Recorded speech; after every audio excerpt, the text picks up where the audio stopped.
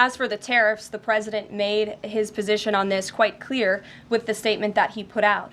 And it was a retaliatory statement due to the escalation of rhetoric that we've seen out of Ontario, Canada. The president saw the Premier, Doug Ford, make an egregious and insulting comment threatening to shut down electricity for the American people, for hardworking American families.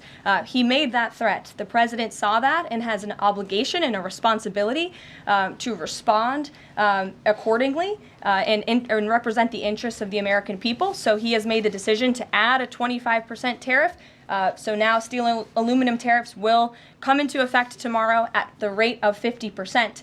And our steel and aluminum industries have actually applauded these tariffs because, again, they know it's going to grow their industry here. It's going to allow them to export more steel that is made right here in the United States with American workers. Egregious and insulting are your words here, but that's what many Canadian leaders have said about the actions President Trump has taken toward Canada.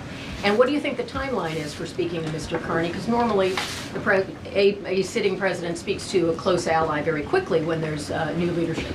Well, the president is, again, responding to the fact that Canada has been ripping off the United States of America and hardworking Americans for decades. If you look at the rates of tariffs across the board that Canadians have been imposing on the American people and our workers here, it is egregious. In fact, I have a handy-dandy chart here that shows not just Canada, but the rate of tariffs across the board. If you look at Canada, since you brought it up, American cheese and butter, nearly 300% tariff.